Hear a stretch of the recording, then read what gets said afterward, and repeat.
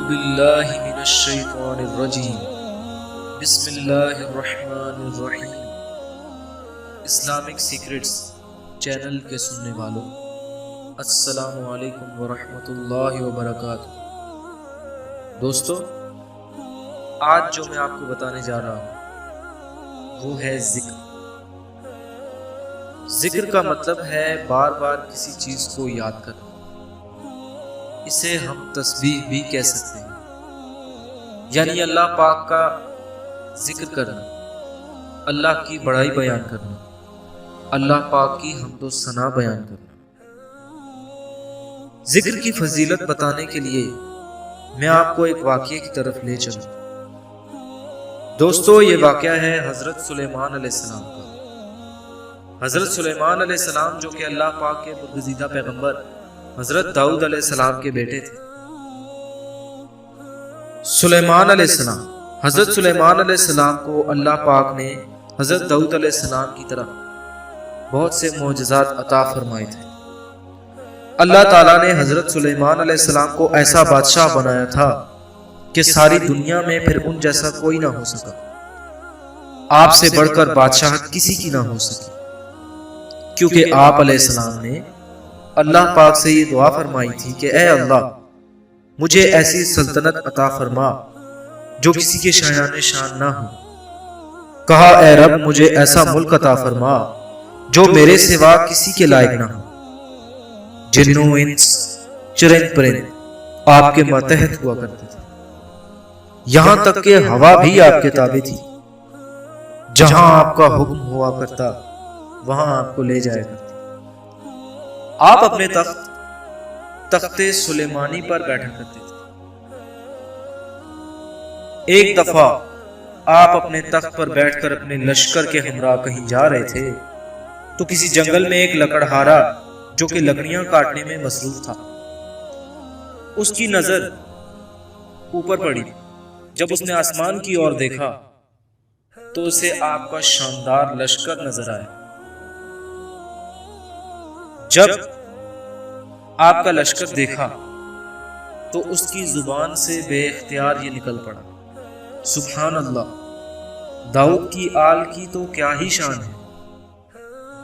ہوا کی مدد سے جب یہ لکڑہارے کے الفاظ حضرت سلیمان علیہ السلام تک پہنچے تو انہوں نے فوراً ہوا کو حکم دیا کہ مجھے اس لکڑہارے کے پاس لے چلو۔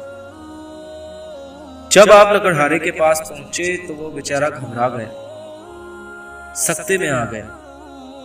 وہ اس سوچ میں پڑ گیا کہ خدا جانے مجھ سے ایسا کیا ہو گیا جو حضرت سلیمان علیہ السلام خود میرے پاس آئے۔ حضرت سلیمان علیہ السلام نے اس سے سوال پوچھا کہ اے شخص، تو نے ابھی ابھی کیا کہا تھا؟ وہ کلمات پھر سے دہراؤ جو تم نے ابھی کہے تھے۔ مارے خوف کے اس بیچارے کو کچھ یاد ہی نہیں آ رہا تھا۔ وہ اسی سوچ میں پڑا ہوا تھا، اسی کشمکش میں تھا کہ خدا جانے میں ایسا کون سا جرم کر بیٹھا ہوں۔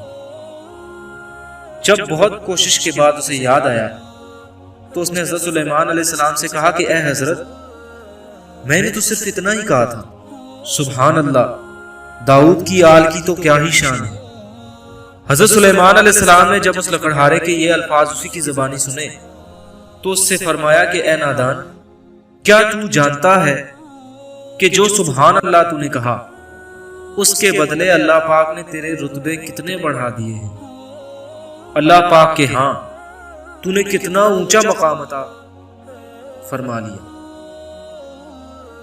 اللہ نے تجھے اس مقام پر پہنچا دیا ہے جس کا تو کبھی تصور بھی نہیں کر سکتا۔ دوستو، ایک اور واقعہ ہے۔ یہ واقعہ حضرت محمد صلی اللہ علیہ وآلہ وسلم کے دور کا ہے۔ حضور پاک صلی اللہ علیہ وآلہ وسلم جب بیٹھے ہوئے تھے تو ایک شخص ان کی خدمت میں حاضر ہوا۔ اس نے عرض کی، یا رسول اللہ، مجھے کوئی ایسا عمل بتائیے جس سے کہ میرے گھر میں جو کہ رزق کی تنگی ہے وہ دور ہو جائے۔ میرے رزق میں برکت آ جائے۔ حضرت محمد صلی اللہ علیہ وآلہ وسلم نے اس سے فرمایا صبح صادق کے بعد طلوع آفتاب سے پہلے صرف 100 دفعہ سبحان اللہ و بحمدہ سبحان اللہ العظیم پڑھ لیا، بس پھر کیا تھا، وہ شخص گیا۔ کچھ دنوں کے بعد وہ دوبارہ آپ صلی اللہ علیہ وسلم کی بارگاہ عقیدت میں حاضر ہوا تو اس نے کہا اے اللہ کے رسول، آپ نے جو عمل مجھے بتایا تھا، یعنی صبح صادق کے بعد طلوع آفتاب سے پہلے 100 دفعہ سبحان اللہ و بحمدہ سبحان اللہ العظیم پڑھ لیا کر، تو اے اللہ کے رسول میں نے وہ پڑھا، اس پر عمل کیا، آپ کے اس بتائے ہوئے عمل کے مطابق میرے گھر میں اب اتنا رزق ہو گیا ہے کہ مجھے سمجھ میں نہیں آتی کہ میں اس کا کیا کروں، میرے گھر میں کوئی جگہ نہیں بچی اس رزق کو رکھنے کی۔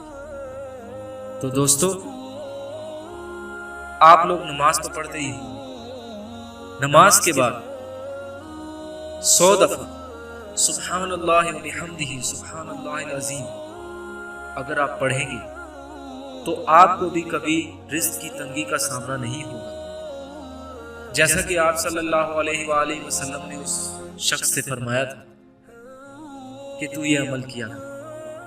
اگر آپ لوگ ہر نماز کے بعد نہیں کر سکتے تو فجر کی نماز کے بعد اسے لازمی کیجیے، آپ دیکھیں گے کہ آپ کو کچھ ہی دنوں میں اس کا اثر نظر آئے گا اور آپ کے رزق میں انشاءاللہ برکت آ جائے گی۔ ہمارے چینل اسلامک سیکرٹس کو سبسکرائب کیجیے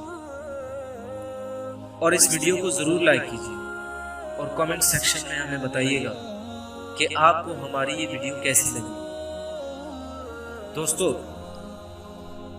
اب میں آپ سے اجازت چاہوں گا، اس دعا کے ساتھ آپ مجھے اجازت دیجیے کہ اللہ پاک ہم سب مسلمانوں کی دکھوں، تکلیفوں اور مشکلوں کو دور فرما، ہم سب مسلمانوں کو ایک کر دے، ہم سب مسلمانوں پر اپنا رحم فرما۔ دعاؤں میں یاد رکھیے گا، اللہ پاک آپ کو ہمیشہ خوش رکھے، اپنی حفظ و امان میں رکھے، اپنا بہت بہت خیال رکھے گا۔